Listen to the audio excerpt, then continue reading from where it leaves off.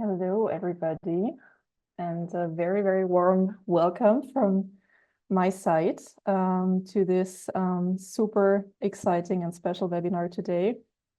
So my name is Hanna. I'm a patient advocate and survivor myself, and I will lead you a little through our webinar today. Yeah, I'm super excited about the topic because it's unfortunately left out still so often, even though it's a very, very special and important point for quality of life for each of us, not only survivors, but also all the other people out there, but for survivors and people that are under cancer treatment still, this is, yeah, especially important and sometimes also a huge issue. So really looking forward to discuss some of the topics about this. Of course, we will just more kind of stick a toe into this huge, huge pool of topics concerning sexuality and intimacy, because there is so much out there. But yeah, at least we'll start today, and at least we try to tackle some of the issues out there. So yeah, again, welcome. We're going to start with a very, very short slideshow, because it's also for us nice to know who's out there, who's listening, from what perspective are you listening. So please take out your phones and I don't know if we have a QR code. I think so, yes. And please scan the QR code. Also, of course, our speakers in the speaker room are allowed to do so and to join the poll. And then we will see who is out there in the audience, who is listening, because this is always super interesting to see. So answers are coming in. Oh yeah. Asta also put the information for the Slido in the chat in case you don't want to attend from your phone, but rather from your computer. This is, of course, also possible. And then we will see. Okay, there are a lot of healthcare professionals out there. This is really, really nice. I'm happy to see that. But also survivors, patient advocates, that's really nice. Some carers, also some patients still in a treatment. This is also very nice. Maybe can we scroll down, Asta, to see if there maybe are also some partners. Also some partners are there. That's also very, very nice. Okay, super cool that so many different groups are presented here. Okay, nice. We have 26 answers, but we have 53 people in the audience. I'm not sure if still any information or input is coming in. Yes, a little bit. One participant is ranking. Okay, great. But I think we can see already a quite good distribution of people that are present. So maybe let's move on to the next slide so we don't take too much time.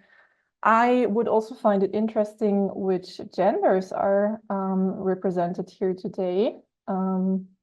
Yes, that was my expectation, but I'm super happy to also see that not only females are here. Really nice. Okay, that's really great. Okay, still moving in the answers. Okay, great. That's nice to see, and thanks for your input. And then we have one last Slido before we start with the first speakers. And this is a small word cloud, because we would be, of course, also interested, what are your expectations for today? What are you expecting? And then we can see in the end if we met your expectations, or if there's still something to do and still, well, still some topics that we can cover with maybe some follow-up webinars or stuff like that. Okay.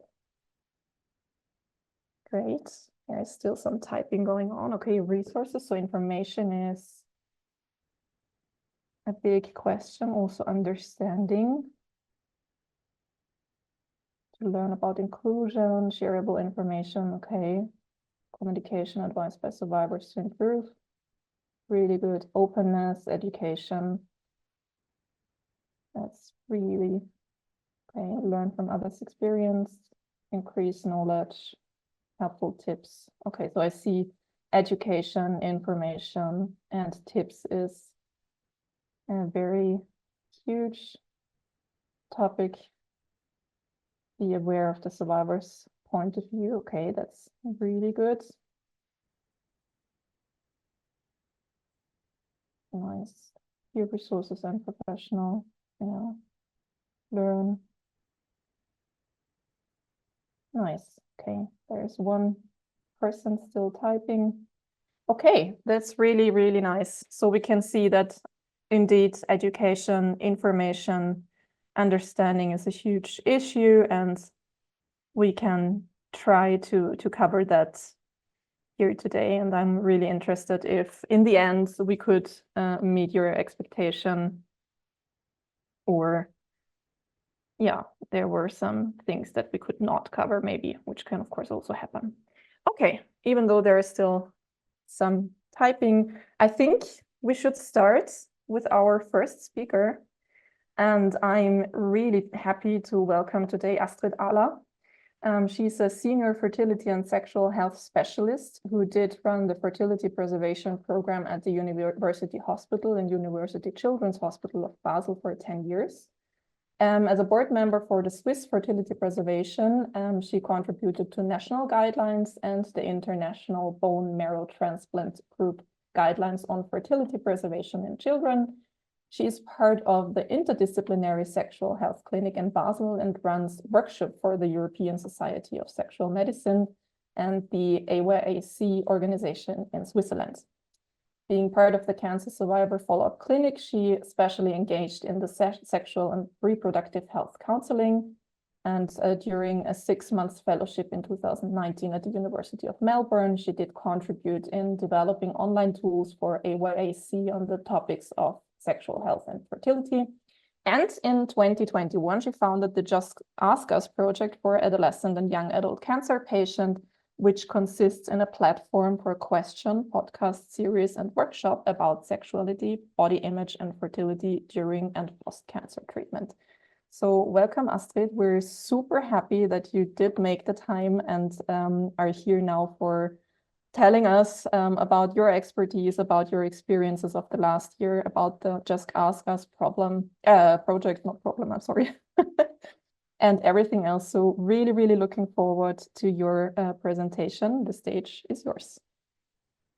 Thank you so much. I hope that it will work to share my slides. Please confirm. I'm not sure. I think this is what it should be. Hopefully you do see the slide. Yes. Perfectly. Right. Okay, cool. So thank you so much for this kind introduction. And I'm now really nervous. Now the pressure is on because I know you have a lot of questions, a lot of expectations, and I had to pick a little bit some topics because, as you already mentioned, there is so many things to talk about, but I'm especially pleased that the topic finally gets on the stage, and I'm so honored that I can open it up. So I decided to talk about Just Ask, body image and sexuality, the unmet needs of young cancer patients. So as I said, I had to decide a little bit what to talk about. So I would like to take you on a metaphoric journey and to show you why body image and psychosexual well-being is not luxury, but essential for the quality of life of everybody, and especially for AYA survivors. And then I would like to give you a suggestion how you might feel comfortable again in your body, and then talk about the gardening, so which is, you will understand later on what I mean with that, so which means the topic about sexuality, the definition, the common issues, and what you potentially can do about it. And then finally, I would like to give you a little bit insight in our project, the Just Ask Us project. So when it comes to body and mind. I think they are like yin and yang. They're inseparable. So when you're not feeling good in your body, you're not feeling good in your mind, and vice versa.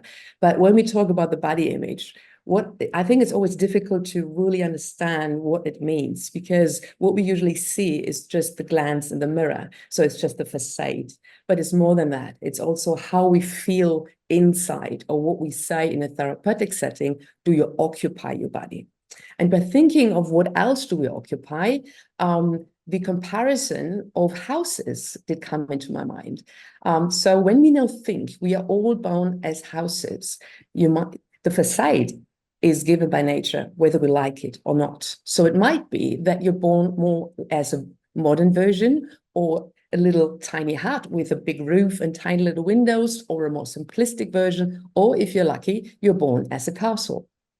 But luckily, the tastes are different. Not everybody likes castles.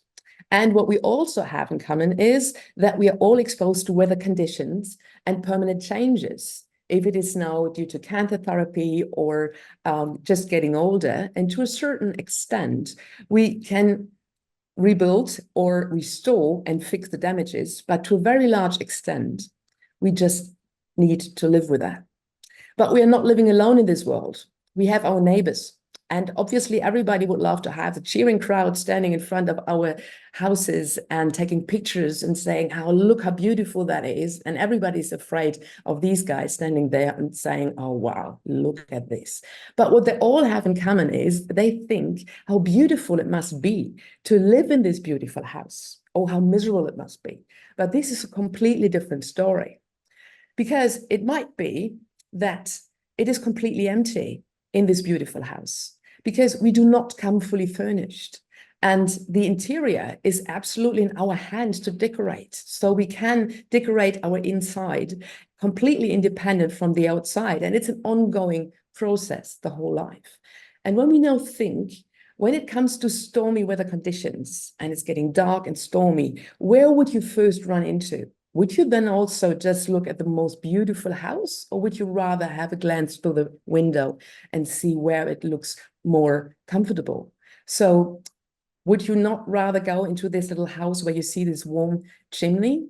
So what I'm about to say is that everybody can make a castle from the inside. And the main task is to make us feel at home. And now, today's topic is intimacy and sexuality. How can I bring sexuality in this metaphor? And then I was thinking about the Garden Eden, because the Garden Eden is as promising as sexuality is. It promises that in paradise, there is milk and honey running down the rivers, there are beautiful fruits, and this is usually what we find. This is a construction site when we start. And then in puberty, we might discover little butts. And then we look over the fence to the neighbors, and then we say, okay, wow, he had that as well, or she had that as well. And then by time, it did become a beautiful cherry flower tree.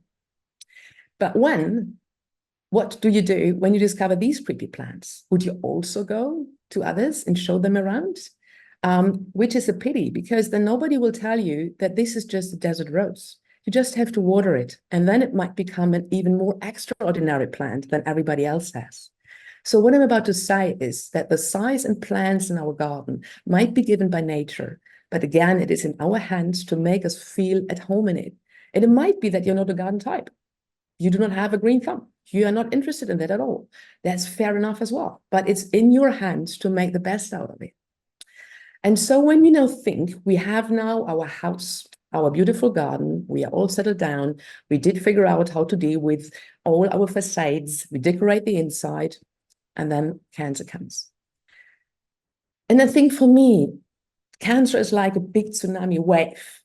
Due to new strategies and always improving new cancer treatments, we are now able to save a lot of the houses, but it doesn't look the same. And I think, therefore, it is absolutely understandable that the impaired body image, due to physical side effects of cancer treatments, is one of the main concerns of cancer survivors. And obviously, it does influence self-esteem and intimate relationships. Because first of all, you need to feel safe again. You need to rebuild the house. So before you think of painting the outside, you need a roof and to try to build up again a welcoming home inside before you let somebody in. Because obviously you're afraid that somebody would laugh at you or don't like it. And obviously you're not thinking of showing them first the garden. And that's why it is not astonishing that we know now that a lot of cancer survivors do reach sexual milestones later in life. And there's a high risk of sexual dysfunction, even 2 years after diagnosis, more than 50%. And females are twice likely as males to have a problem, but it might also be because females talk more about it. So it might be a little biased there as well. And what is very important to know is that the problem is not related to the general health or specific type or treatment of cancer. And there's a big fear of being less valuable dating partner. And there I want to give you already a little insight in a very nice Dutch study where they put 2 fake dating profiles online. One had cancer and the other one not. And then they looked who was invited more often for a date. And it was absolutely equal. And then they were asking those who did invite the cancer patient for a date, said, okay, when do you want to know about the cancer diagnosis and treatment? And then they say, well, first of all, I want to fall in love with a person. And then I will decide if I want to go on a second date or not, absolutely independent of the cancer journey. But then obviously I want to know more about everything, what this person had been through, etc. And so many of survivors that struggle in building and engaging close and romantic relationships, but once they're in a relationship, they're as happy or unhappy as the general population. So I just want to give you a little insight because obviously you know better than me, but I also want to show you what we know from a research, so what other survivors say. Why do they not bring up the topic? It is the discomfort because they do not feel, they don't want to make their provider feel uncomfortable, and the initiation, so the provider should bring it up, and also the validation. I think this is an important point because they say they are worried that there are so many other things that seem more important, and it's going to seem like I'm not grateful to be alive. So you might agree or disagree or see yourself in that as well. So obviously it would be too easy if I would just give you now a strategy, you have to do 1, 2, 3, 4, and then everything will be nice and beautiful again. So I just want to give you a little prospect, so a little outlook through the sheltered cave potentially.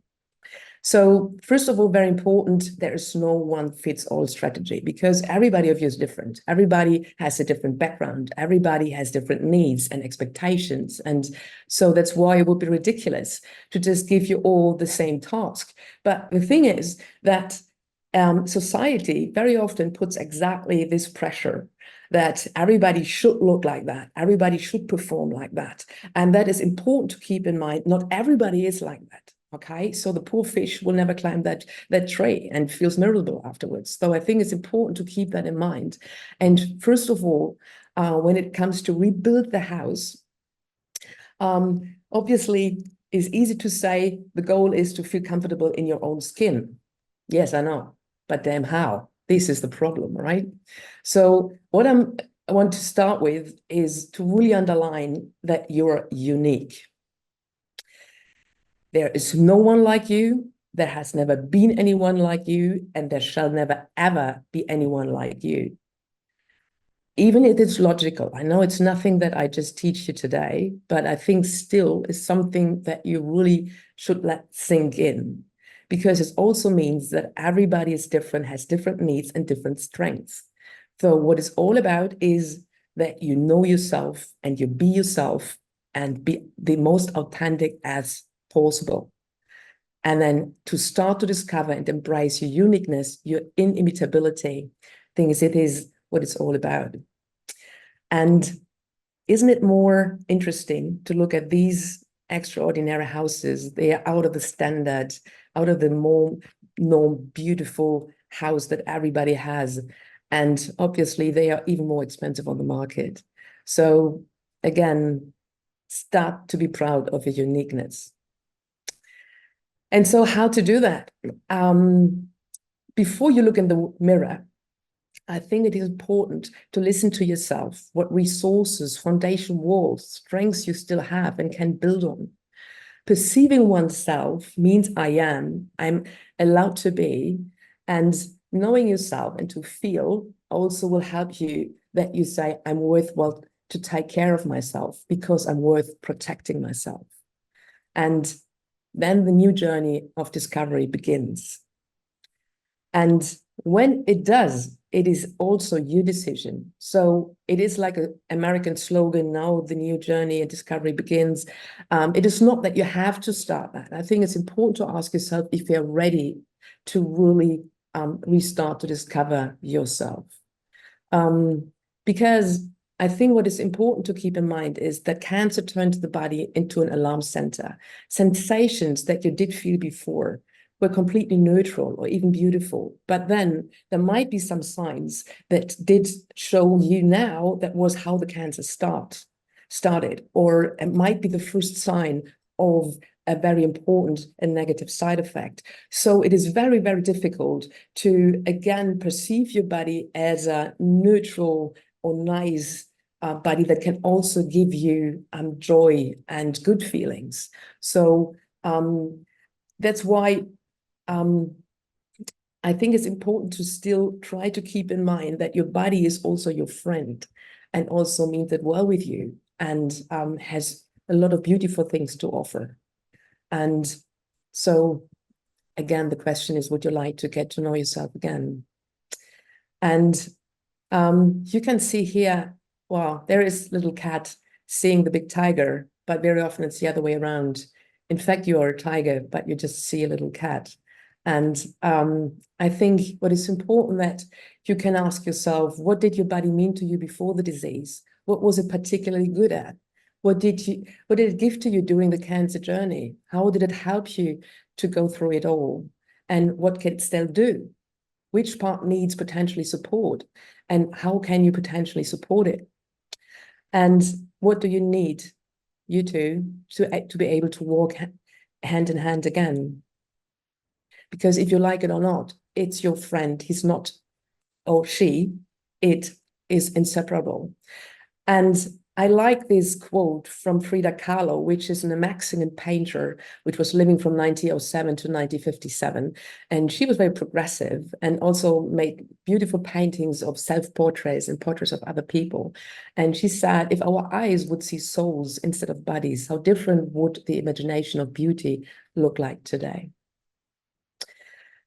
And so what we usually do is that we're running through the world with this tunnel vision. So we think or we dislike, for example, our noses or our scarves. And so when we go out, we think everybody only sees our big nose or our scars or whatever we don't like. So, and then we just see all the others with beautiful noses and with beautiful skin and whatever. And we completely ignore those who might even have a bigger nose. And so we only see the bad things in ourselves and the best in others. And we are believing that the others do exactly the same. But they also run around with the tunnel vision. And so they are so occupied by trying to hide the negative points that they do not even have the time to look at your negative points.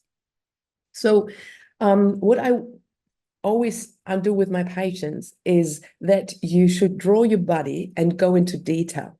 And I don't mean like a head and the torso, the belly, and the legs, but really go into details. So start with your head, start with your hair or with the shape of your head if you do not have hair. Start with the eyebrows if you have some, with the eyes, with the eyelashes, with the color of the pupils. So really go into all the small details that you have, and also go to your laughter, and your heart, your expressions, etc. And then I would like you to then draw in which part do you like? Again, go into detail. Which part is neutral? It's neither good nor bad. And then you come to the negative. What do I really dislike? And you will see there are so many more things that you do like, actually. And then please have a look at it and look carefully what is beautiful. what was added also as a character trait, what perhaps is now even better than before you had cancer. I think about what makes you special and which parts do you want to redecorate, or what can you change? And I'm about to say, stop comparing you versus others, because you cannot. They are just different. And start comparing you versus you, what you did become and how perhaps you did grow. And now I come to the garden. And so what is very important to me is I have a lot of patients who say I'm not sexually active or I'm not normal because I'm still a virgin or whatever. So I want to just underline what is the definition of sexuality. So first of all, there is a lack of a precise definition because it is so vast. There's no normal. So it is a part of your total personality. It is of your physical, emotional, and spiritual responses, thoughts, and feelings, because it's a broad term which has varied with historical context over time. It's like a precise definition. So there is no the sexuality normality as such. So, and sexual pleasure, I think it's a physical and of psychological satisfaction and joy derived from shared or solidary erotic experiences, including thoughts, fantasies, dreams, emotions, and feelings. So you are sexually active when you enjoy just touching someone or just thinking emotionally about someone or about yourself. Doesn't need to have someone with you. I think it's important. And then why do people want to have sex? And then there's this beautiful survey of 3,000 young men and women between 18 and 45. And then they ask them, why do you have sex? And there are lots and lots and lots of reasons, from love, intimacy, reinforcing relationships, routine, boredom, to celebrate, to love, stress regulation. So they found 237 reasons. So there is not the reason. It is your reason if you want to start intimacy. But what's the aim then? So what's the aim? When we start with the construction side, where do you want to go? So it might be a botanical garden. But what about this Japanese garden? It looks completely different. So again, it is not the super garden it needs to be happy and to be fulfilled. It might be completely different. So everybody's different and has already different plans. And so it is, again, the aim to think, what is your aim and garden? So it's a process. It's important that you respect to discover in your pace your garden and respect what you want and are able and willing to invest.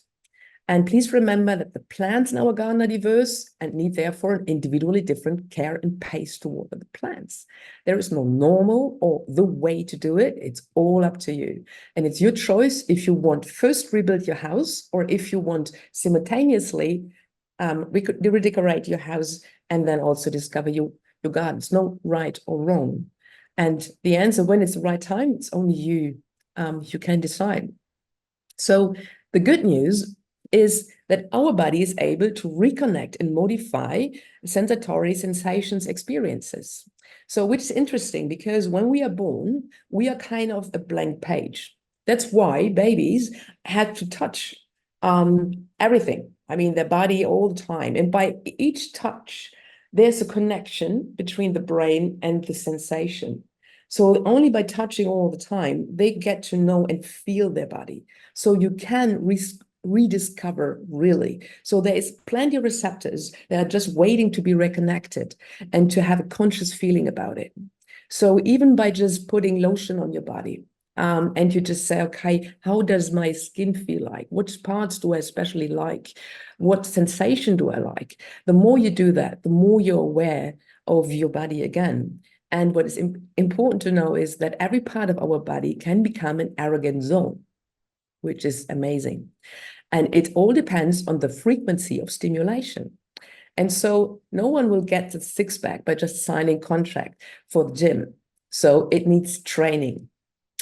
And here I show it. This is the homunculus. Perhaps some of you know that. So obviously the areas that we touch the most and have the more sensations or differentiated sensations are the hands and the mouth. But this you can do with every part of the body. And this is usually where the genitals are found, not very prominent, isn't it? So it is all to start, as I said, to reconnect, and then you will feel. In the beginning, it might feel thump, but then by retouching and touching and touching, it will become right again, let's say. And you can also, especially the vagina, I come to that later on, there's usually something that you do not discover by accident, right? So this is something that usually feels thump. It's just no feeling. So by retouching it, you can also train yourself to even have a vaginal orgasm. So I just want to show you, for sure you know this movie, if not, it's highly recommended. And he had at the erogen zone the ear labs, and because he was paralyzed from the neck downwards. And this is just a great example because it's not just a joke, it is real. I mean, you can really redescribe the erogen zone of your body. So, and let's talk about what survivors are suffering from. So, I did choose the pain during penetration or intercourse, and also the decrease or loss of libido, because I think these are two topics that are kind of prominent. I'm sorry for you guys that I didn't, I will not talk about male sexuality today. So, first of all, I want you to understand that sexual problems are complex. It is not just one out of the 5 that are defined here. Because obviously, when you have a lower desire, then you have a lower arousal. And then you are less likely to climax. And then you are more likely to discover or have pain. And even in the end stadium, let's say, not able to even allow a penetration. So you cannot just work on opening the gateway by ignoring all the others. So, and then again, we are not alone in this world. So it is all influenced by different factors. So the relationship is important to keep in mind if there are conflicts or difficulties with dealing with diversity. There are hormones. When you suffer from a lack of hormones or fluctuations, they have an influence. Diseases and medications have an influence. And the psychological factors like traumatic experiences or lack of learning opportunities, stress, and also the social cultural environment. So the role and definition of the woman, the sexual norms or prohibitions and performing requirements, all that is coming into the melting pot of how you feel in your sexuality and how you potentially struggle with. So the pain during intercourse, I call it the unknown gateway. As I already mentioned, usually it is a door that we have no idea what to expect behind that, right? It might be paradise, it might be hell. So obviously it is always a little bit of fear connected. And this again depends on the expectations and motivations, influenced by, again, what I said already, the personal experience, the cultural background, the beliefs, personality, the body image and self-perception, the sexual myth. So it is not easy to just open this door, right? So, and if you do not want to open it, then it's absolutely okay as well. So how usually the vicious cycle works is that you already anticipate the pain, so that you're already afraid that there will be pain. Then there is an involuntary reaction that you squeeze, and then it is painful, and then the pain is getting worse. And then you, in the end, will avoid even to have this pain, and then you are catastrophizing even having any intimacy, and even have sex disgust in the end. So how it all starts is you have a little bit of fear, a high desire, and a high arousal. So there's an attempt and you experience pain. Next time, obviously, the fear is increasing because you have in mind it was painful the last time. So the desire goes down, arousal, and obviously the pain is increasing. And then in the end, it is just fear. So how can we now deal with that? So I would like to give you an insight in the sense of sphincters, because the muscle around the vagina is also a sphincter, like the mouth and the anus as well. So what they have as a function is it's a protection of the inner body and organism against harm, a conscious control of loss of juices and humor. And so there's a word protection and the word of control. So obviously, there's a reasonable, important safeguard mechanism. And do you know that the babies, I compare it always with the first attempts when our parents tried to put food in our mouth. So it was not that we just like opening up. It takes us more than 40,000 times to now just get to the point where we are now, that we just open our mouth normally, right? So in the beginning, you were very skeptical, and especially when it was something like, let's say, green, something was not tasting very good. Next time, you will not just open your mouth voluntarily, you would just like be suspicious, and then it's like, let's have a little taste. And then you learn, okay, this is okay, and now I want to open it. So already there, we also learn to control and open voluntarily. So it's an active learning process. And thereby training and experiences are essential. And it's the same with other sphincters. As I said, here are other sphincters. And so what they all have in common is that they need a conscious deliberation, relaxation of the sphincters in order to enable to opening the process. It's not just open, right?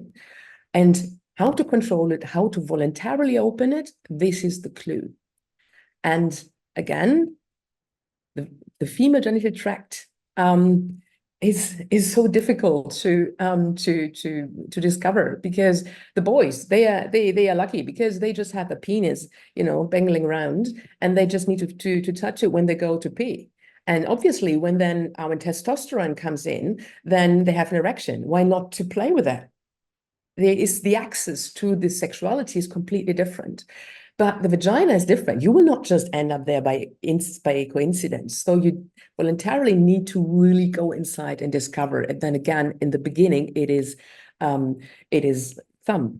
So, and there are various motivations to want to open the gateway. It might be a gynecological exam, or just want to use tampons, or want to have children, or you just feel curious.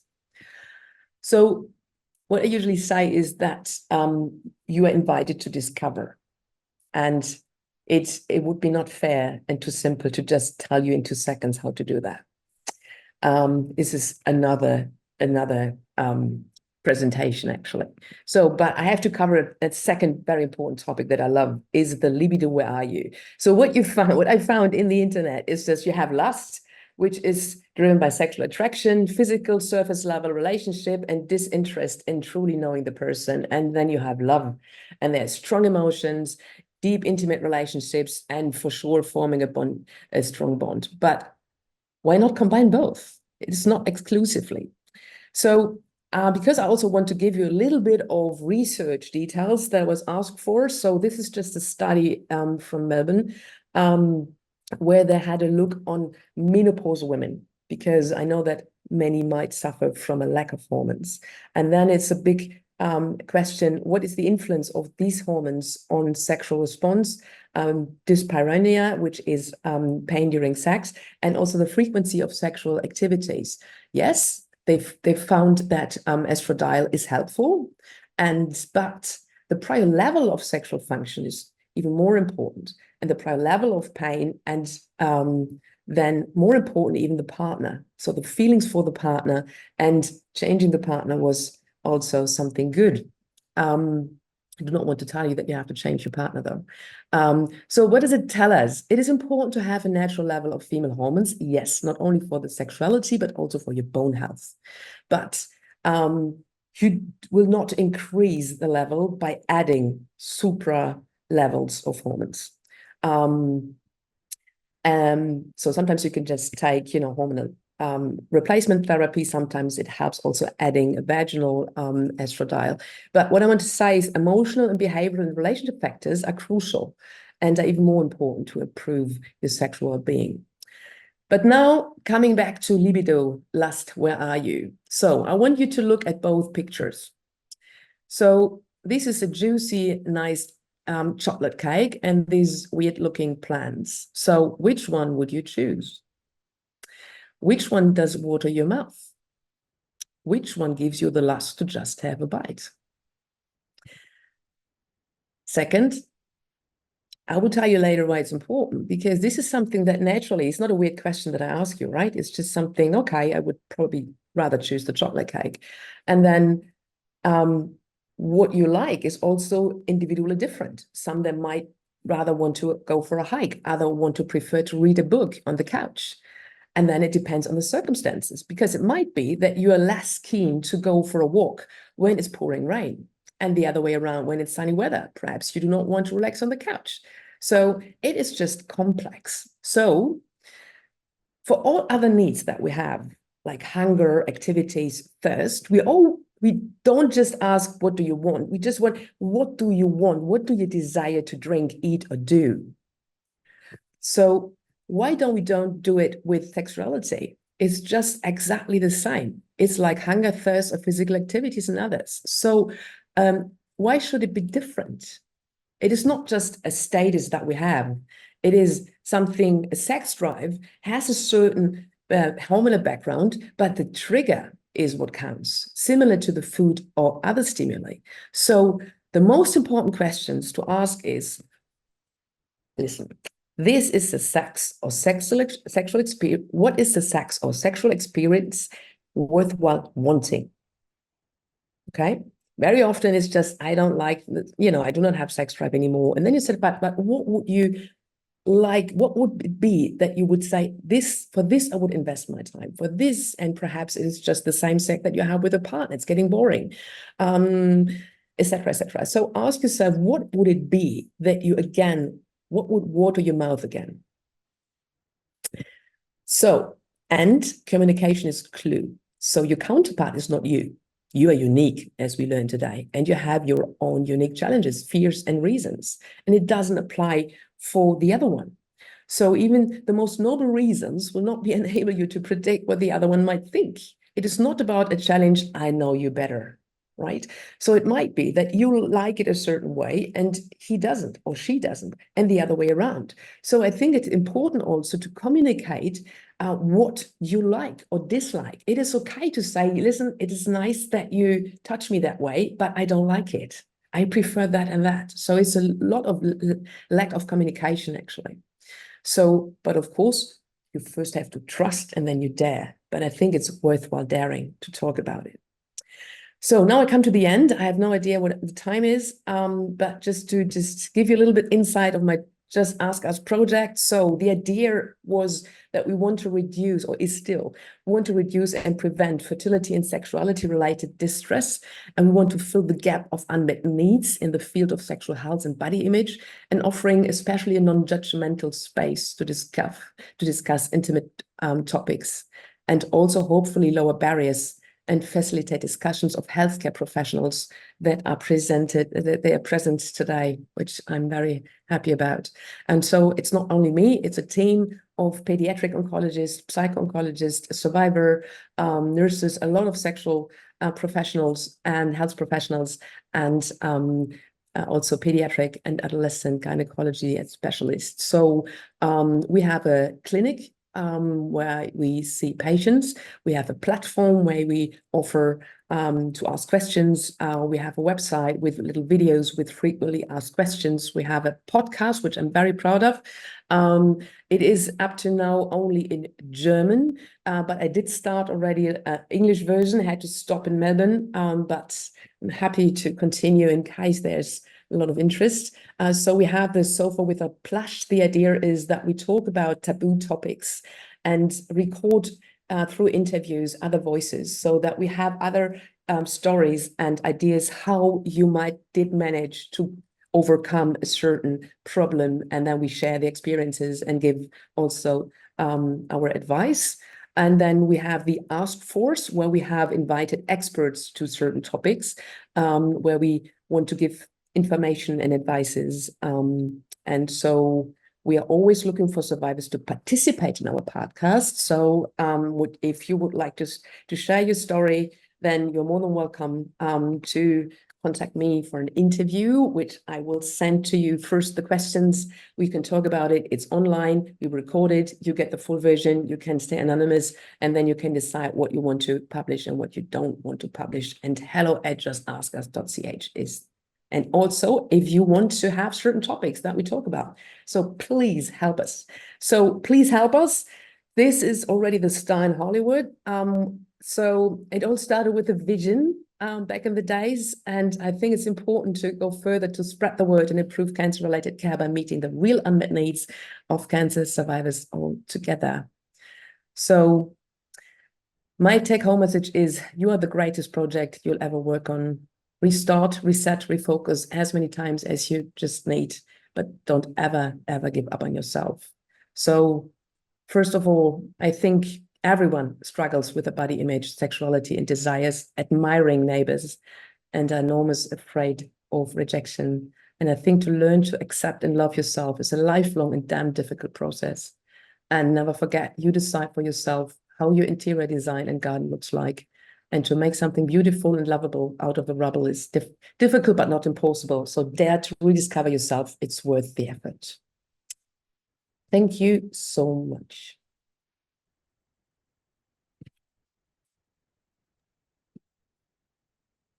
Thank you so much, Astrid. This was amazing. And honestly, I mean, I've already heard another presentation from you in another course, and I honestly could listen forever and ever to you. And also our discussion we had beforehand, it was so nice and inspiring. So thank you very much that you took the time and together with us stick the big toe kind of in the pool of sexuality and intimacy. But I could really feel that we just, scratched the surface of this very huge topic. So thank you. But I think it was really good, and I so love also the picture that you always bring with you of the house and the gardening. So because it makes the topic really understandable, and I think everybody can make kind of a picture of this then. So thank you very much. It's really inspiring to listen to you always.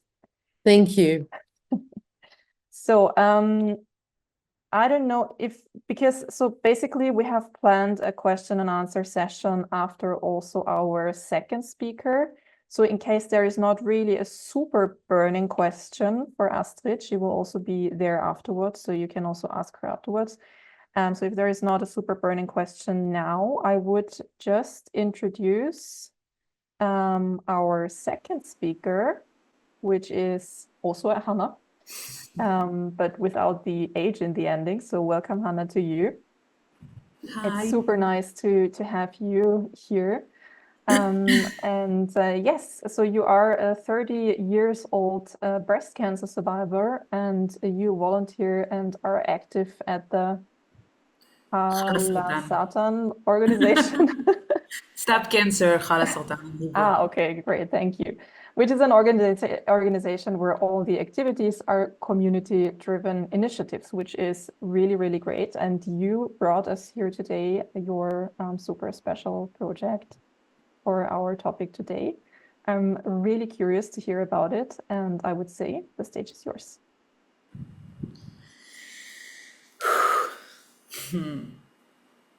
Okay, I'm super excited.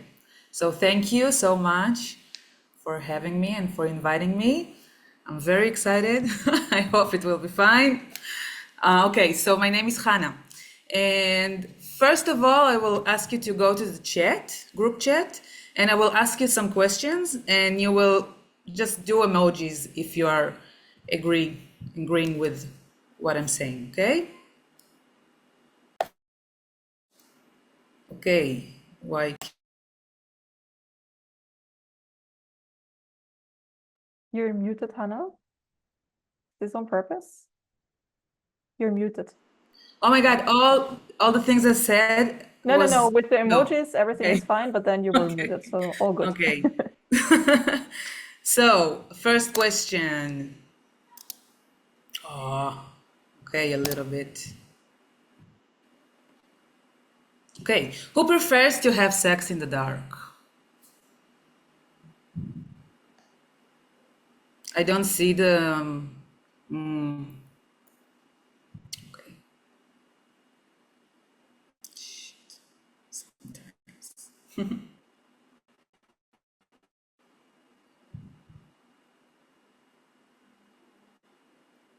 Um,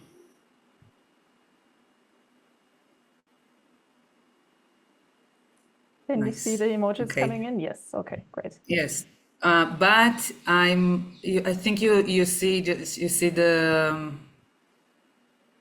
all the questions and also the Yes, we can see the presentation in editing mode, but I think it's fine. yeah, Yeah. in editing. How can I make it not in editing mode? I think that's Great. yes, exactly. Okay. Second question, you already knew it. So has anyone ever felt like a stranger in their own body? And it's not only for the survivors, it's for everyone who participates here. Yes.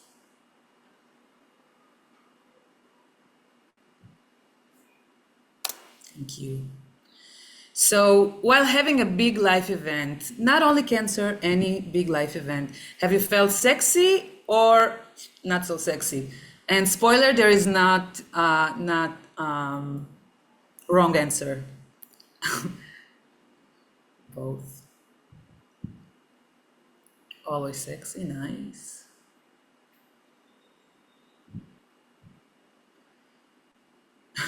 Okay, yes. So we see it's complicated. And who has hesitated to discuss sexual health issues with a partner?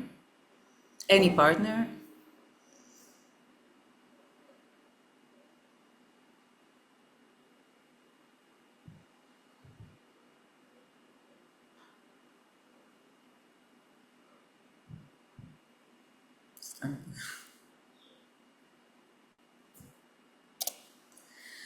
Okay, so nice to meet you. My name is Hannah. I'm 34 years old.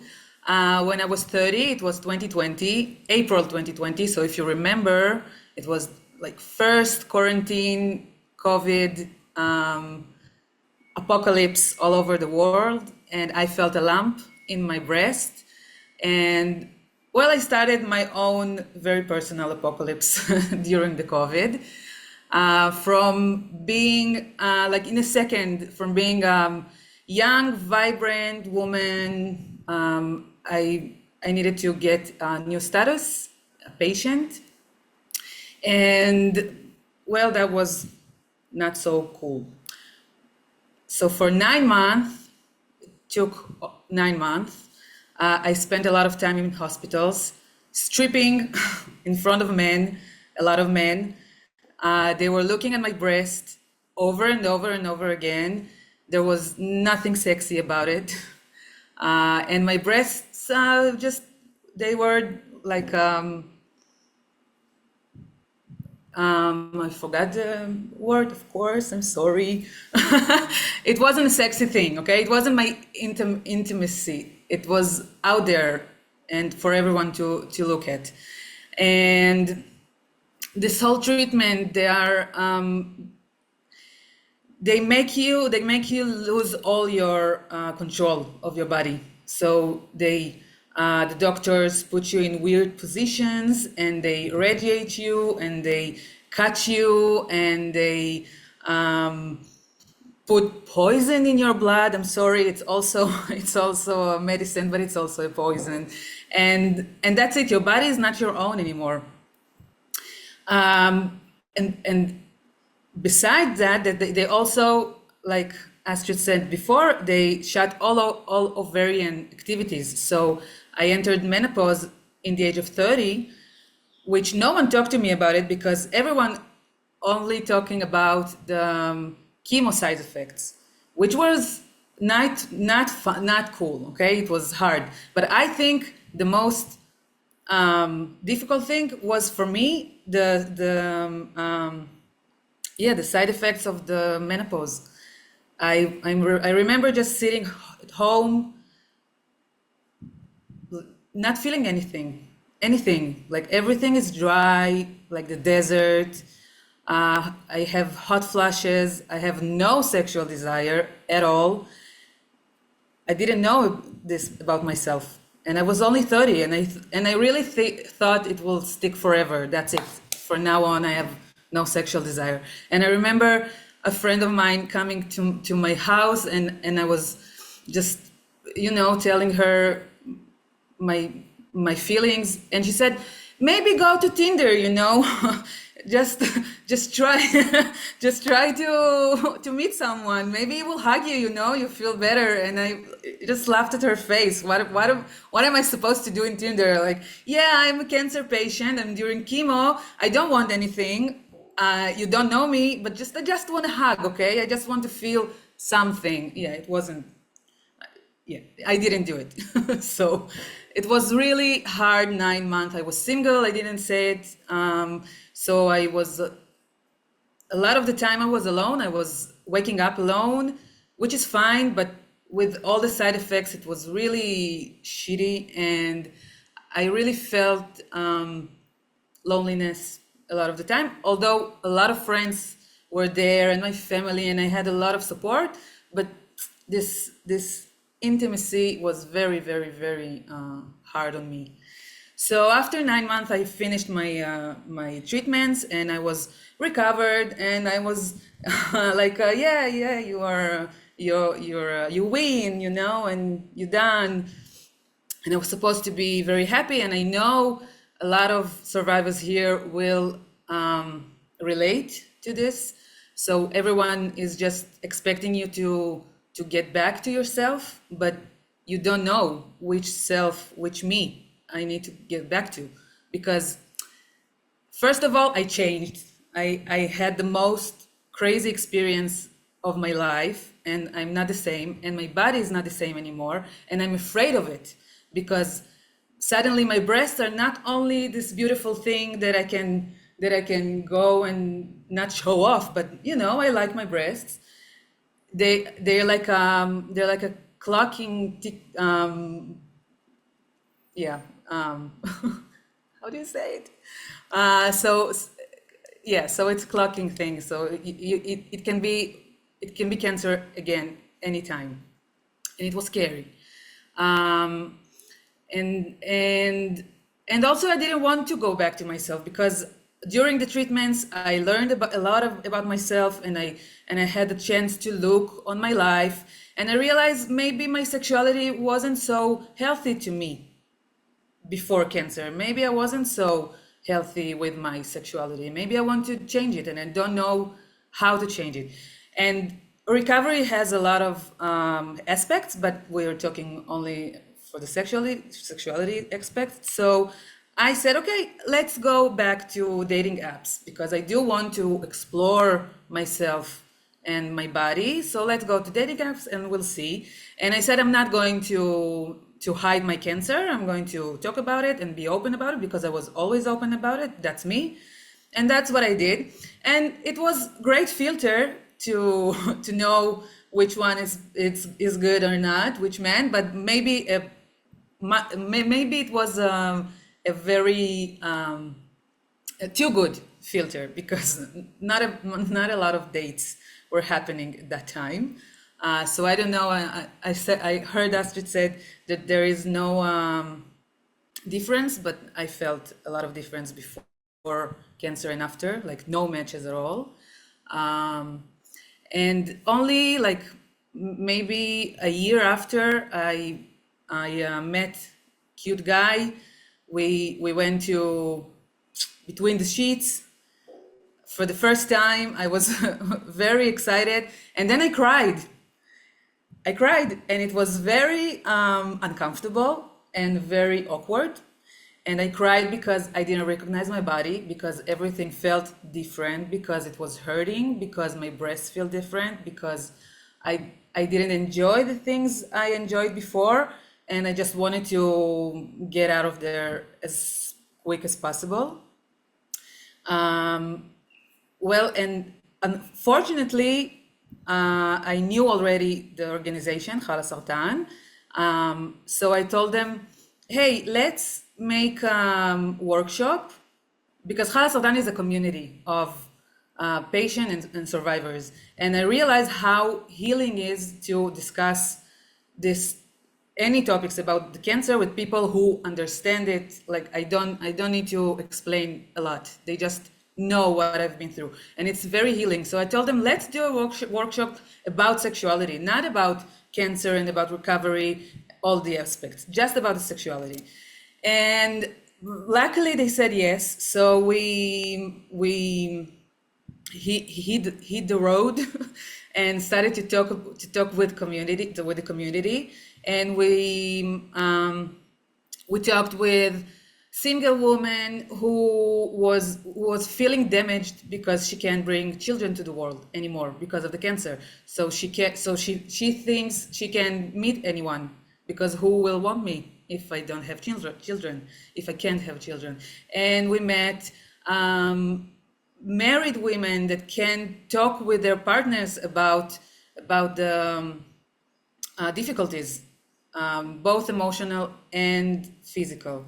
And we met also men, single and married or in couple, that they didn't know about medication that they can take. So it will help them to function better. And men who were too afraid to be undressed in front of a woman. So we met all kind of stories, touching and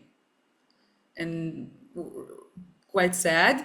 And everyone said, yes, do it. We want to, let's talk about it. We want to learn about sexuality. We want to know our body better. Just do it. They asked us to separate between men and women, so the discussion will be more open.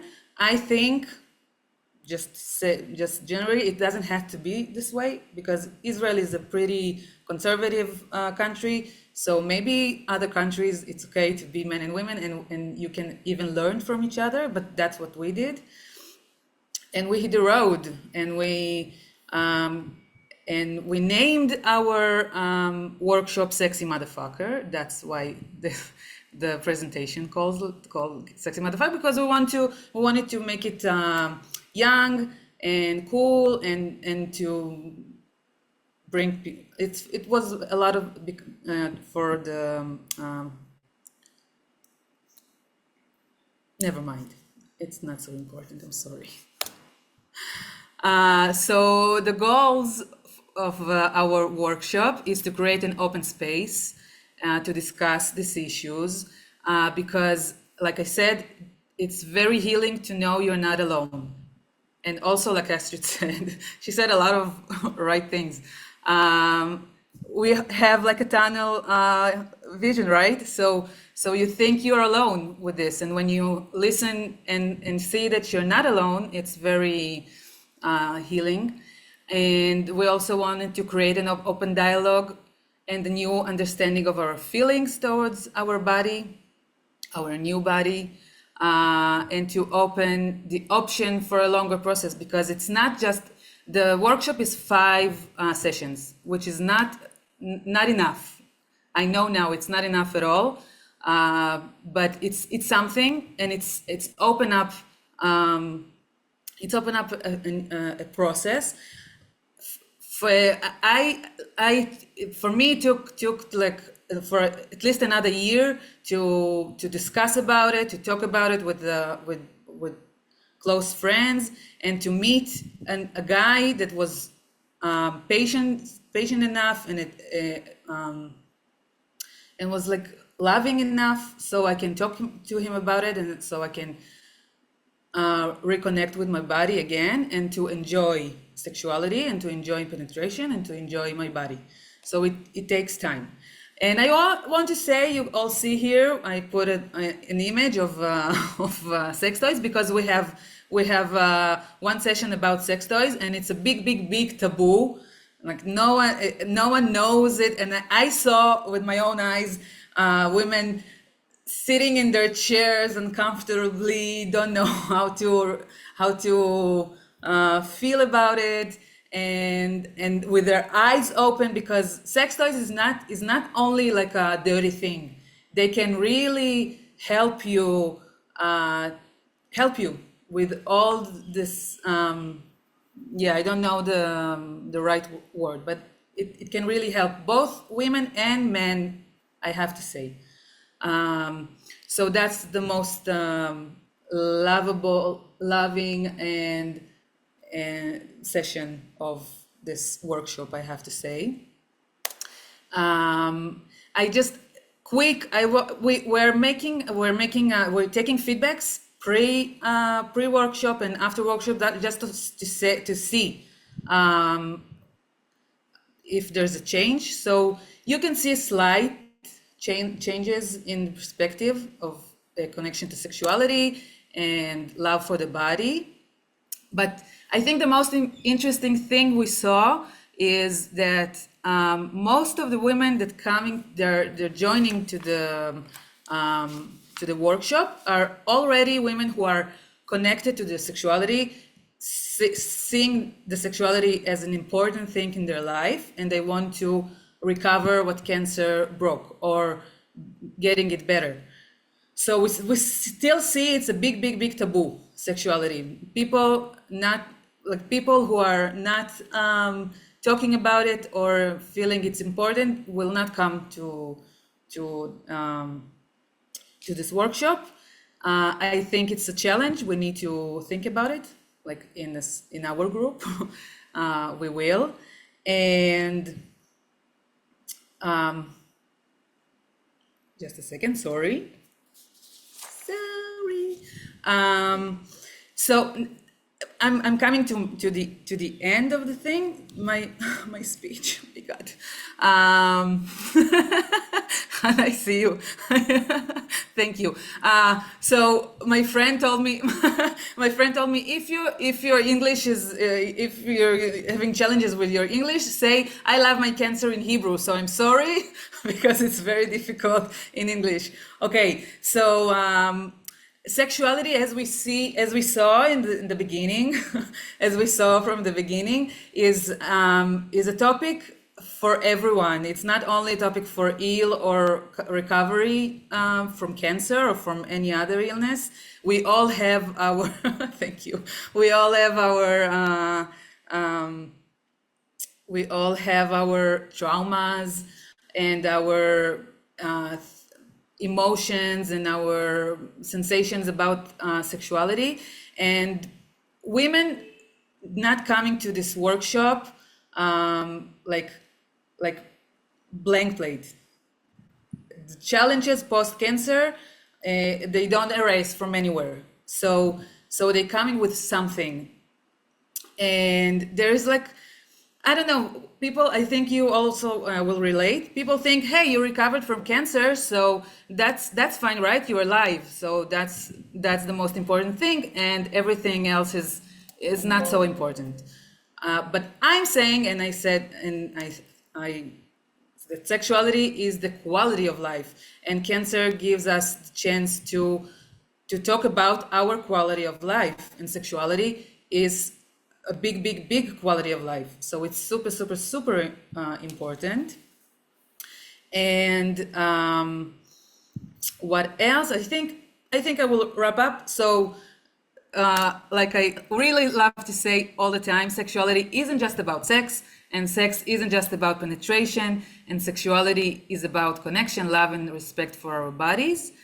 And I'm sure I forgot a lot of things that I wanted to say, but I think it's really important topic for everyone.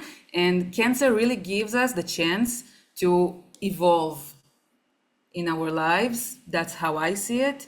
And high five for cancer for that, right? That's it. Thank you so much. Thank you so much, Hannah. It was really amazing, and you also can see it in the chat. There is so much love for you and your Thank you presentation. And really so don't much. worry, because we all have been at this point being super nervous doing a presentation about a topic that is important to us, but still it's not our native language. So I remember my first presentation I did, I forgot to breathe. Yeah. So really don't worry, it's totally fine, and you did an amazing job. So thank you very much. Thank you so Also much. showing us your amazing project, telling us your super personal story. And at least I could find myself in some of the things that you told, even though I was so much more younger than you have been. And I guess that also in the audience out there are so many people that could take something from your presentation. Thank you, everyone. Thank So you, Hannah. yes, thank you. It was really great. I was just looking at the time, and actually I was preparing also a Slido, but I think we will skip this middle Slido now, and I would ask all the other participants for our interactive discussion we're going to have now for the closing to kind of come on the stage. So welcome everybody. I will have a very short introduction for everybody that has not been presented or introduced yet. Just let me find my notes.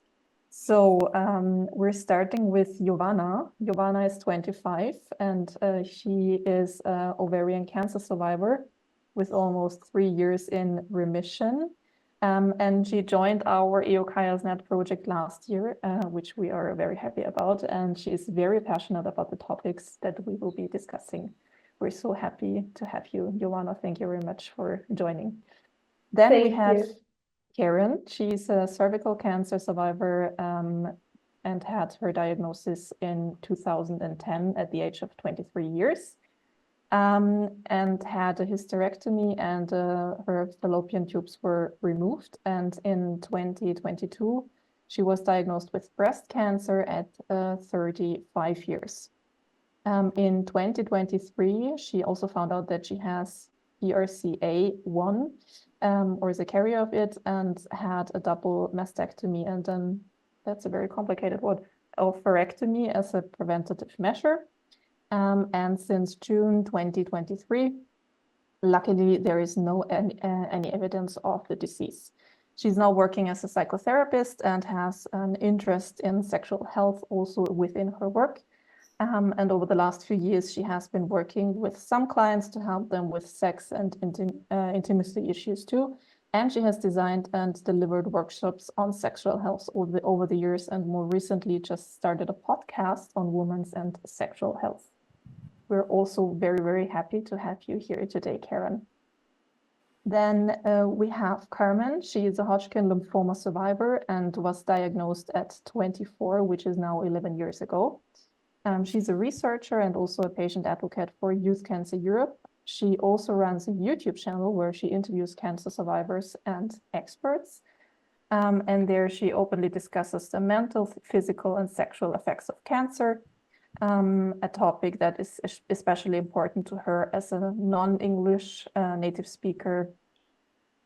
And she comes also from a conservative family from her country home, which is Costa Rica. So we're also very happy to have you here today, Carmen. Very welcome.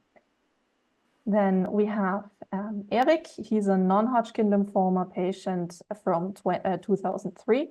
He experienced many issues after this, one being body image issues, although he didn't understand at the time that this was body image issues that he was experiencing. And the topic of relationship and sexuality is important for him together with these issues, and he feels very passionately about them. And we're, of course, also very happy to have you here, as you're also, of course, a very important member of our EOKaias project and very active, or actually in the making for the Discord channel. So happy to have you here today, Erik, as you also can bring in some experiences also from the broad community out there maybe. And last but not least, we have Victor. He's a lawyer and cancer survivor from Moldova, currently based in Chisinau. In 2020, you received the Young Person Award, Person of the Year Award in Moldova. And you're also a member of the WHO Youth Council and leading the EDI work package within EOCAIAS. We're also very, very happy to have you here today. So during our presentations, there were so many things that came to my mind and that I wanted to discuss now with all of you. And it's really, really hard for me to decide where to start because I have the feeling that all of the topics are so super important. But maybe let's start with something that popped into my mind when I was listening to Hanna. Because so as I already said, I was pretty young when I was diagnosed. So I was only 14 and I was diagnosed with leukemia. And so it feels for me kind of like I always was kind of a survivor. I cannot really remember any time before that, especially in the sense of being connected with my body and having, you know, anything to do with sexuality or intimacy. And what really came to my mind was this thing that Hannah said about the body that is not yours anymore and that is more kind of a vehicle that is carrying you, but there is not really a connection because there are so many other people that are touching you, that are talking about it. So there is not any privacy anymore. And I always was thinking that this was not concerning me because this is the way I just know my body. And I just recently realized that this is actually my topic. So it would be really interesting for me. How it is for you, for all the others here? How did you experience it? And could you maybe also find already a way out of this issue? Sure. I think Jovana was first with raising her hand, and then it's Karen because you unmute yourself. So yeah, hi. So thank you all for having me.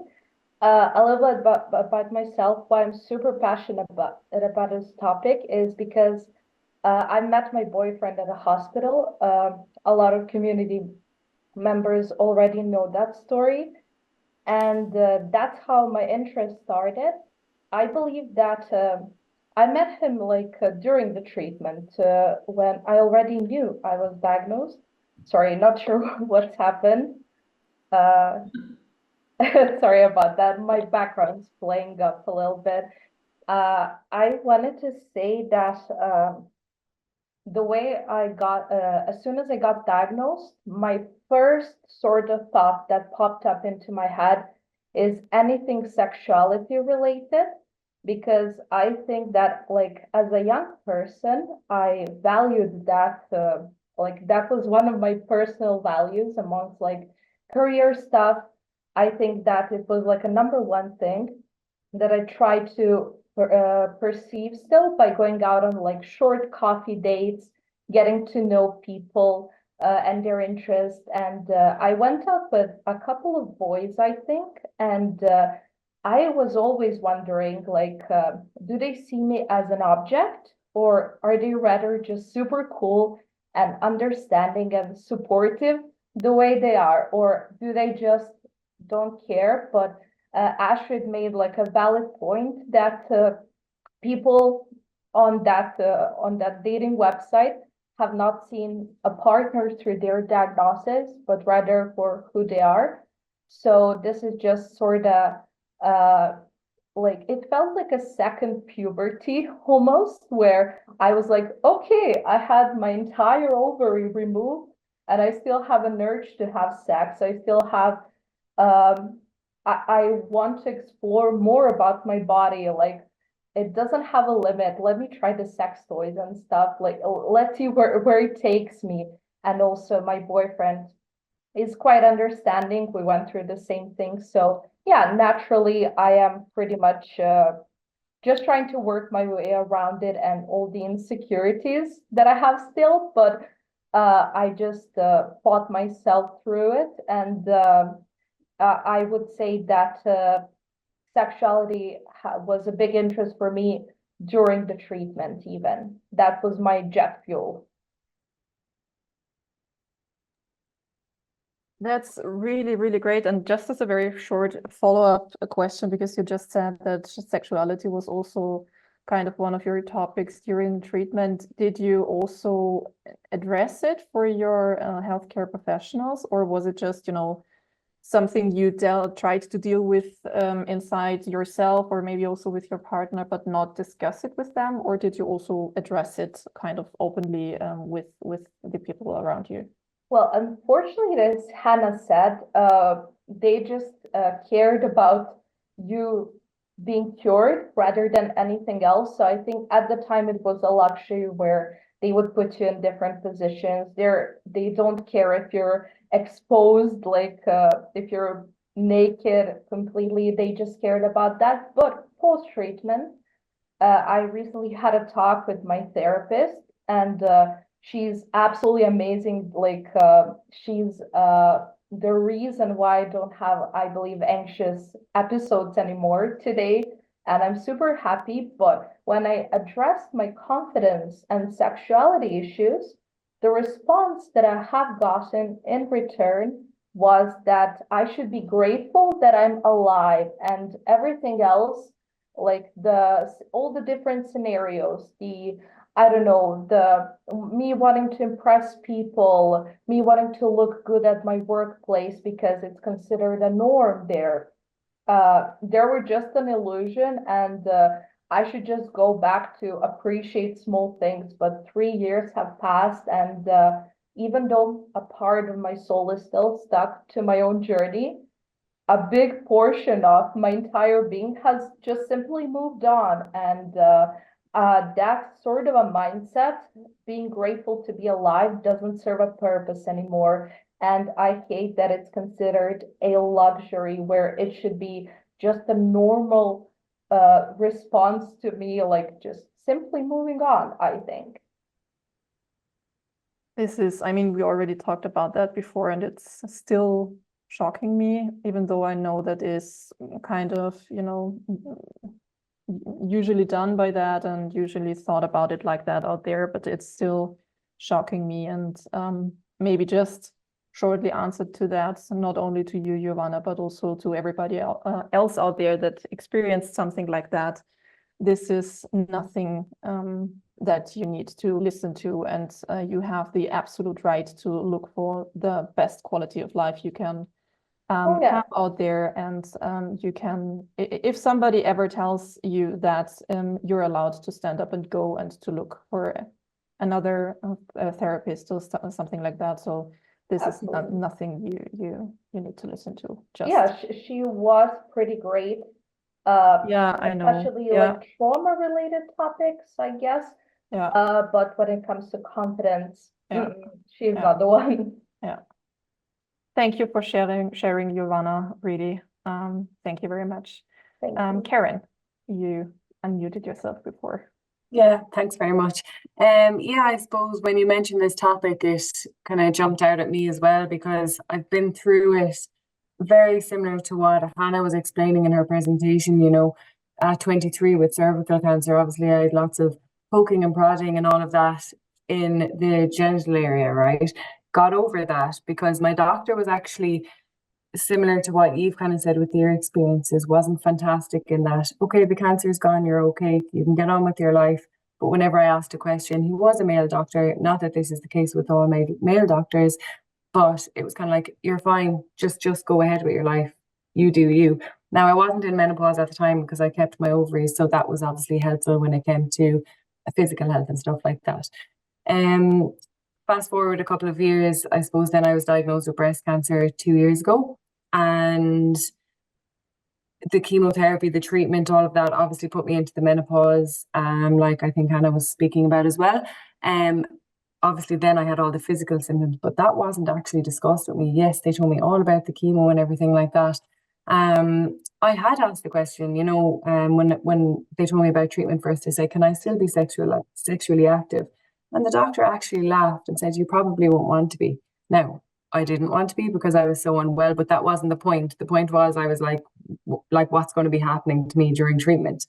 So that was the first part of it. And then when I found out I had the BRCA1 gene and I had all the preventative surgeries for the future, So with having a double mastectomy and the oophorectomy, which is my ovaries gone, I was put in straight into surgical menopause, and I can't have HRT because of the cancer history. Again, I questioned it, and like being older this time and having been through it before, I was quite like, you know, I wasn't leaving the office. They referred me to something called a menopause clinic. They have a few in Ireland, and honestly, I was put on a waiting list. 6-8 months later, probably, I got that appointment. But I was already in menopause, symptoms had already started, and it's very hard, as you know, to backtrack on some of those symptoms. So yes, like they were helpful in the menopause clinic, but again, when it came down to asking questions about sexuality and stuff like that, it's like, but you're okay, just go do it. And you know, there was nothing addressed. Yeah, go see a counselor. I do see a counselor. Like, you know, I was like, that's not where I'm at. But I suppose the positive in all of this is I've gotten through it before. I've had the help of a therapist previously, and I'm kind of on that journey again, although it's quite different because it's kind of coming down to body image and stuff like that. But I hear what everyone is saying when it comes to, like, in Ireland, and I know you're all from different places, it's so bad, and it's still such a taboo topic when you bring it up. The doctor nearly kind of goes, oh, sure, that's fine. And it's always pushed aside, whether it's your general practitioner, whether it's your oncologist, whether it's, like, I had the gynae surgeon, and he was the guy who also removed my ovaries, and I asked him again afterwards, and it was fobbed off in 2 minutes. So yeah, it's like, I feel so passionate about this, obviously. It's, I mean, even though I'm kind of experienced the same, but still hearing of that from other people, I can't say it differently. It's so shocking because, I mean, it's not only for cancer survivors, right? That sex is a taboo topic and being intimate is a taboo topic, and feeling comfortable with your own body is a luxury problem kind of for everybody out there, not only for us survivors, but also for the general audience out there. So yeah, but especially for us, it's still something that so many of us need to listen to, and are told that it's like, yeah, I mean, you survived, right? So what do you even worry about? Yeah, we're allowed to wish for that. Yes, Astrid. Sorry, just want to comment on that. It's obviously very sad to hear that, and on the other hand, I'm happy to hear that, because I did fight since 2017 to make the providers understand that this is a problem, because everybody said that is not a problem. They do not have a problem. That's why it is so important that you raise your voice and that you say, we want more support. And this is what we are fighting for, that we get money to really develop great support in this topic, because usually what you find in all the websites is, yes, you might experience vaginal dryness, please ask your provider, and that's it. And then the provider is a problem because he or she does not know what to do. Or just say, okay, well, you know, go and live with that. So yeah, thanks a lot for that. And I think this is what we have to work on. Yes, and not only you are thankful for people like us that raise their voice, but also we are thankful for healthcare professionals like you that agree on that and that step in with us together and raise their voices, and also say from kind of the other side that there is actually really an issue there, and there is a gap, and that there are people that are asking for it, even if the volume kind of is quite low at the moment. We really need also healthcare professionals like you that are aware and that help us to raise our voices and to step outside and say, hey, this is an issue and we need really to talk about it. And it's not about luxury, it's about well-being and feeling good with ourselves. So thank you also for being with us there together, kind of. I'm super aware that actually yes, Hannah, I know you need to leave. Thank you very much for joining and being with us, and telling us about your project. Thank you. Thank you very much. Thank you very Goodbye. I'm also very aware that actually our time is over, but I really would wish also for the other participants of our discussion maybe to say a few words if you would like to. If you don't feel comfortable or don't have the desire to, it's also fine. but also at least that everybody of us said a few sentences about the topic or something that comes up to their mind, I think would be really, really interesting and also very useful for the audience out there, but because maybe they can see some of their issues also tackled with the things you say. So is there anything from those that did not raise their voice by now that you want to tell, that you want to say, that you want to mention? Thank you, Barbara.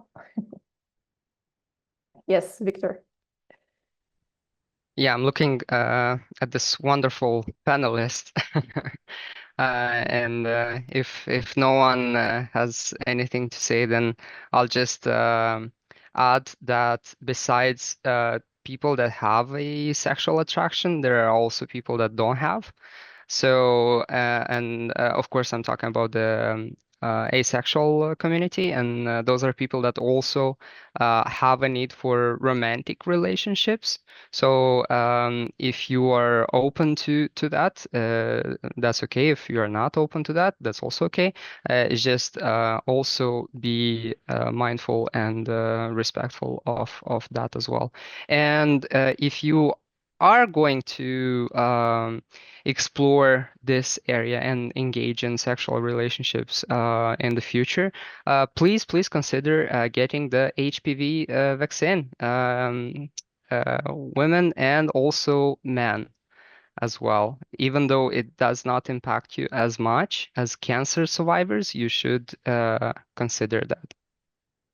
Yes, thank you very Okay. much. Very important issues that you are mentioning, Victor. And I think there is something that Astrid said is very, very important, because as far as I know, I'm not that educated in that area, I need to admit, but asexuality, as far as I know, is always seen as something where you're not interested in intercourse, but actually you are already sexual active when you're just holding each other's hand, for example. So don't allow yourself to label you as something and then say, okay, that's it, because you can also have pleasure with just touching each other or looking each other in the eyes or something like that. And this is Yes. totally fine. And it's really up to you how you choose your sexuality, where you receive pleasure or where you can give pleasure. And this is really, really just your decision, and nobody else is really allowed to judge on that or tell you what's right or wrong. This counts for everything that is for your body, but also especially for sexuality and intimacy. So very, very important topic. Thank you, Victor. Yes, that's correct. And being asexual doesn't mean you do not need also to have a romantic relationship. So Exactly. yeah. Exactly. Yeah. Thank you very much. I'm not sure who was first, if it was Carmen or if it was Erik. So I would need you to decide who's going first. I think Erik is saying that Carmen, ladies first, right? Okay. If you want to, you can go first. It's okay. Well, I have three things to say. Firstly, well, I come from a conservative family, so it was quite difficult for me to talk about this with my parents.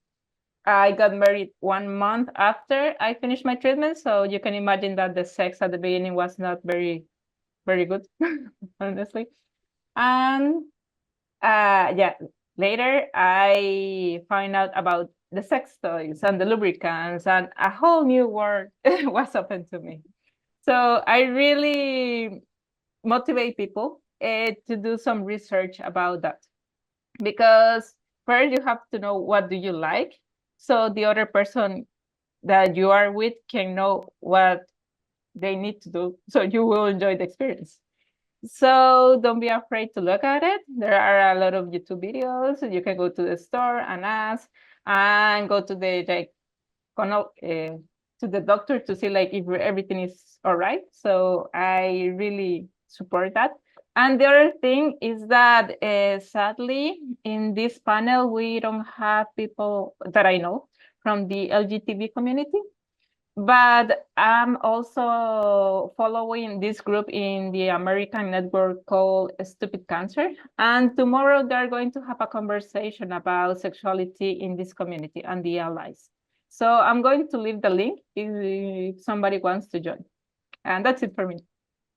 That's great. Thank you very much. Actually, I wanted to ask you if you can leave a link or something there so people that are interested in can go and visit and maybe also join the discussion. So thank you very much. Also tackled very important issues there. And just before I give the floor to you, Erik, because when Hannah was talking about the sex toy session they are having in their workshop, I was thinking of that it's kind of unfair because I think everybody kind of knows about sex toys for women. And this is quite well known, of course, that there are sex toys out there, but there are also sex toys for men, and also men can use sex toys. And but this is kind of more a taboo topic. I have the feeling that sex toys for women are, I don't know, at least this is Astrid is not sure about that, but I have the feeling that men that are using sex toys are more or are less talking about it than women are that are, because there is an exchange between women that they are using and what they're using and what is their favorite toy and stuff like that. But I have the feeling that men don't. I don't know, maybe this is a secret kept in the male community. I don't know, but I have really the feeling that this is more taboo and less talked about than the female sex toys.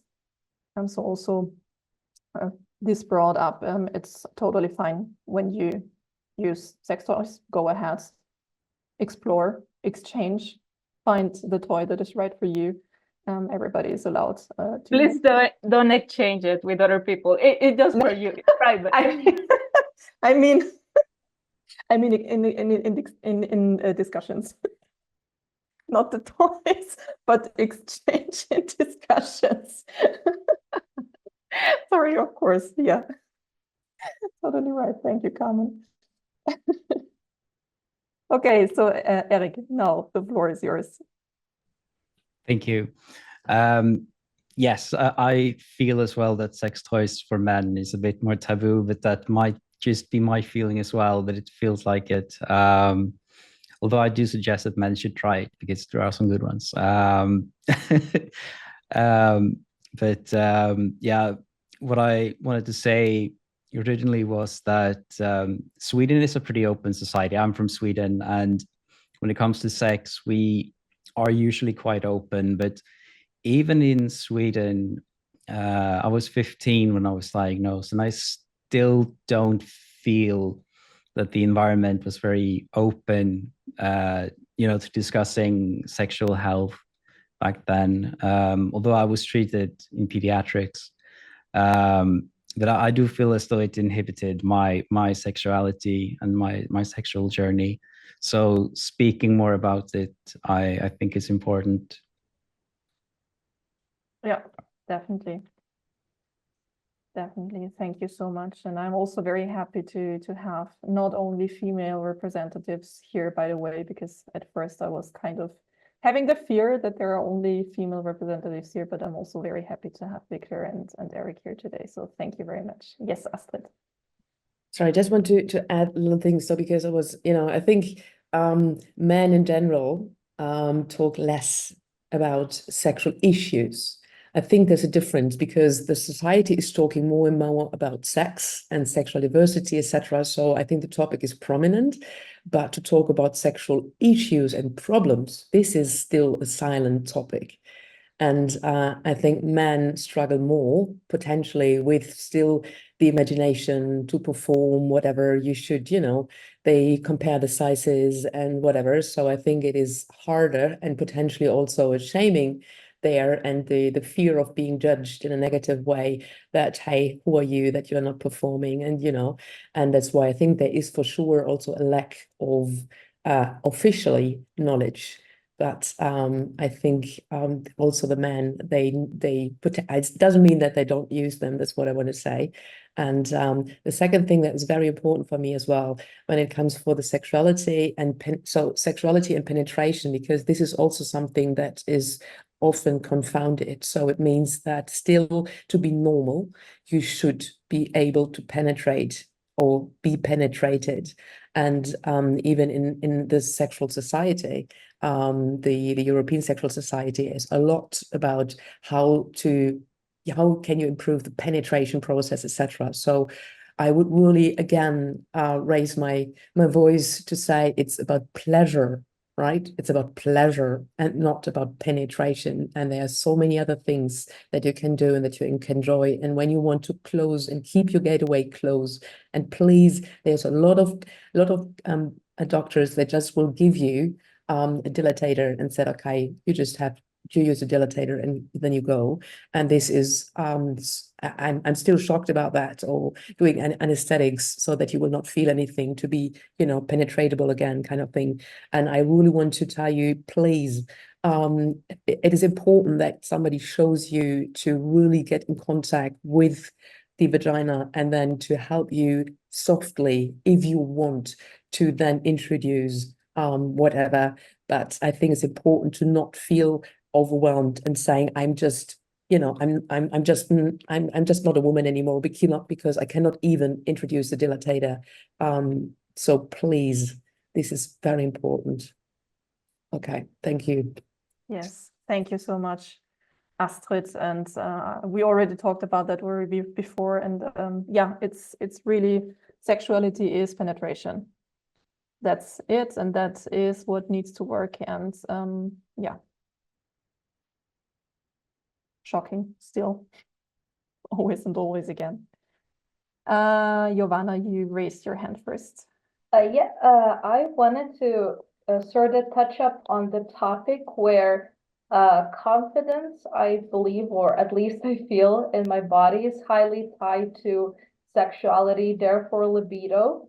And we had like a prior discussion within the webinar preparation where we have talked about how marketing agencies are often creating insecurities with both men and women. Like, for an example, on social media, I'll see videos where, for an example, butt acne is now a problem. Like, I had no clue I should I be concerned about that, And then I see a lot of videos where they're sort of interviewing people on the streets about like males and females, about their partners and expectations.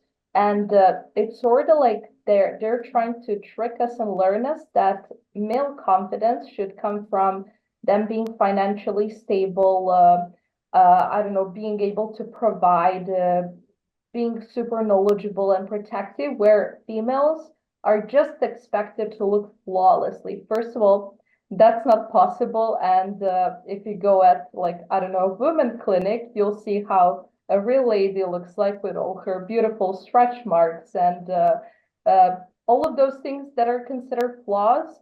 And the entire point is they're trying to place a product that will solve all your problems.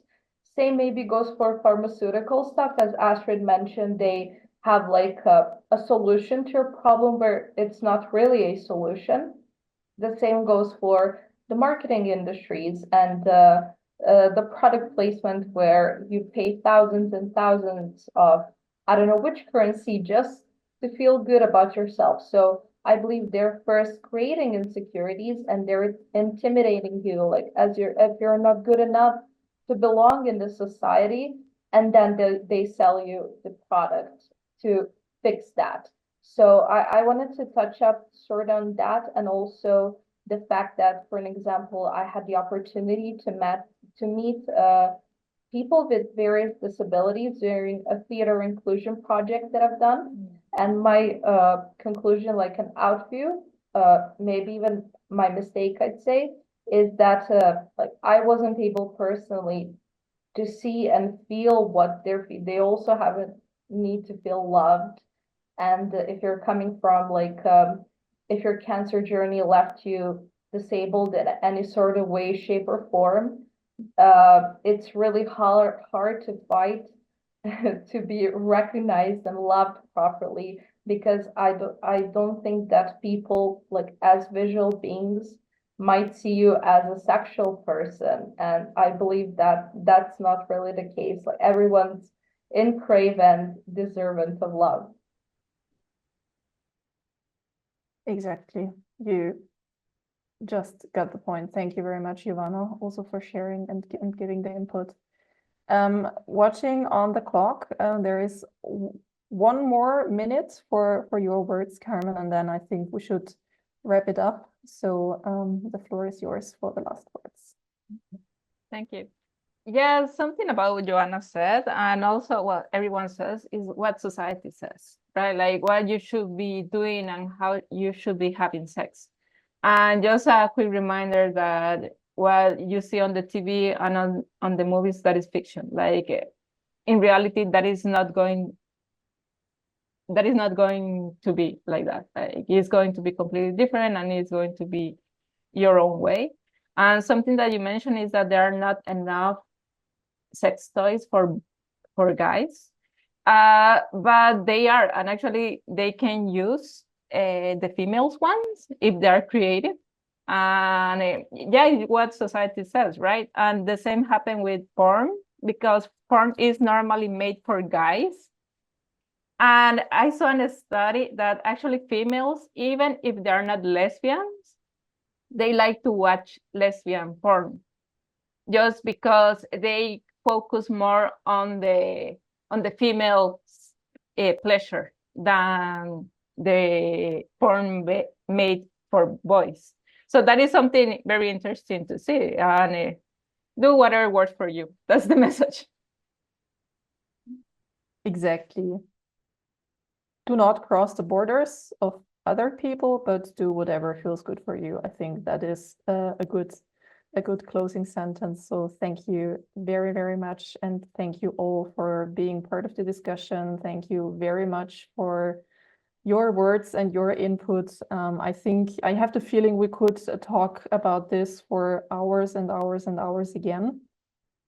But unfortunately, our time is already over and we lost a lot of people in the audience, unfortunately. But I am happy that we could have this discussion and also have all the input that we had by now. Before we close now, I would have one additional question to Astrid, which may be also interesting to the audience out there, concerning your Just Ask Us project. Is there also the possibility for people, because there are not a lot of offers like that out there, and for me, it would be the question, is there also the possibility for people that are not German speaking or that are not from Switzerland to also come back to you and ask questions or seek for help at your project? Thank you so much for the question. So we designed our website in 3 languages, in French, English, and German. So just that you know, this is our old website, so it looks a little bit odd because it's difficult to find our offers and it's more introducing ourselves, blah, blah. So we are now about to recreate it. And we were just lacking funding. So that's why we were now more concentrating on the German content. But obviously when the interest is there, then we always try to translate, and obviously you can always write to us. I'm always there to answer questions. We can also have a video chat or whatever. So obviously it's not easy to come over to Switzerland, but some questions might be also easy to answer. Also, when you want some certain topics that you think that would be interesting, I want to have a video on that, or I want a discussion on that, or whatever, please help us to improve and to really try to meet your needs. So please, you're more than welcome to write us, and and we are also working on the English content. That's so great to hear, and I really hear a very big invitation for all the people out there to come back to you and ask, also to for you to be able to show the people that are the people with the money, to show them, hey, there are also people out there in Europe that are interested in this offer, and help you to get more funding also with this in the background. Yeah, we're constantly trying to provide also research, so that we are more and more showing the real needs are coming from the fertility preservation corner that we try to show that it is not only to preserve gametes, but also to work on being able to think of forming a family in the future. And therefore, you first of all need to feel good in your body, and then to have a relationship, and then think of having children in the future. So I think this is something that is important to underline and to bring into the minds of the healthcare professionals as well. Thank you very, very much. This is really, really great for everybody. We also put the link in the chat, so you can go directly there and have a look at the homepage like it is now, and then come back to see also the new homepage in English. Okay, our time is over already since 20 minutes, so thank you very much for taking the time also to take time for the overtime we took and to engage in the discussions. Thank you so much for the presentation. Thank you so much for listening. For you people out there, I hope we could cover some of your expectations and cover some of your questions. If there is anything back, I actually prepared some Slidos, but we're really over the time, so I think we won't do it, but there will be a survey after this, so you can put everything that was maybe not covered in there, and then we can come back and see what we can maybe tackle in another webinar about this topic. So thank you very much. It was a really pure joy for me to start with this topic and start with this webinar, and I really look forward to maybe following webinars in that way. Thank you very much, and enjoy your evening, everybody. Bye.